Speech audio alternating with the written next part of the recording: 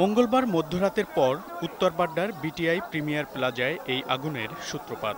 খবর পেয়ে একে একে ফায়ার সার্ভিসের ২৮টি ইউনিট কাজ শুরু করে আগুন নেভাতে। কিন্তু সরু রাস্তা আর পানির পর্যাপ্ত উৎস না থাকায় বেগ পেতে হয় দমকল বাহিনীর। আগুন নেভানোর সব চেষ্টাও তাই যেন ব্যর্থ হতে থাকে।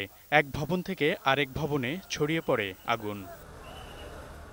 আগুন লাগার পর বাসিন্দারা আতঙ্কে আশ্রয় নেন ভবনের ছাদে। পাশের ভবনের কেউ কেউ আতঙ্কিত হয়ে নামতে গিয়ে ছোটখাটো দুর্ঘটনার শিকার হন। ধোঁয়ায় অসুস্থ হন বেশ কয়েকজন। চারতলা হচ্ছে হোম ডেকোরের যত শোরুম আছে, পাটেক্স গ্রুপ, বিভিন্ন কোম্পানি ফার্নিচারের শোরুম আছে, প্লাস্টিক আছে, সিনথেটিক কাপড়ের আছে, এগুলো আপনার এখান থেকেই আগুন সূত্রপাত শুরু হয়েছে। মঙ্গলবার রাতের এই আগুন নেভাতে বুধবার দুপুর পর্যন্ত লেগে যায় ফায়ার সার্ভিসের। আগুনের কারণ জানতে তদন্ত শুরু করেছে তারা। এখানে ফায়ার ফাইটিং যে ইকুইপমেন্টগুলো ছিল এগুলো কার্যকরী ছিল না। বর্তমান সরকার অনেক দামি দামি গাড়ি দিয়েছে হাই রেস ফায়ার ফাইটিংয়ের জন্য, এই সমস্ত বিল্ডিংয়ের জন্য। একটা গাড়িও কিন্তু আমি ভিতরে ঢোকাইতে পারিনি, কারণ এখানে ঢোকার মাত্র 3 ফিট রাস্তা, যেখানে আবার 15 ফিট রাস্তা আবার গাড়ি উইডথের জন্য, এবং বিএনবিসি অনুযায়ী 9 মিটার থাকার কথা, সেখানে সেই জিনিসটা কিন্তু আমরা পাই নাই। এটা একটা ডিফিকাল্টিস। আরেকটা হলো এখানে আমরা ডিলেড ইনফর্ম, মানে ইন টাইম ইনফর্ম হয় না। আগুন যখন 4টা ফ্লোরে স্প্রেড হয়ে গেছে তখন আমরা ইনফর্ম হয়েছি।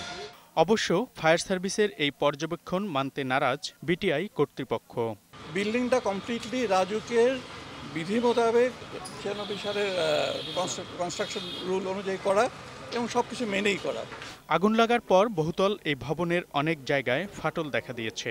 আতঙ্কে মালামাল নিয়ে ভবন ছেড়েছেন বাসিন্দারা। ফায়ার ব্রিগেডের যারা ছিল তারাও বলে গেছে যে এটা আপাতত যেন কেউ এখানে রাত্রি যাপন না করে, দিনে না থাকে।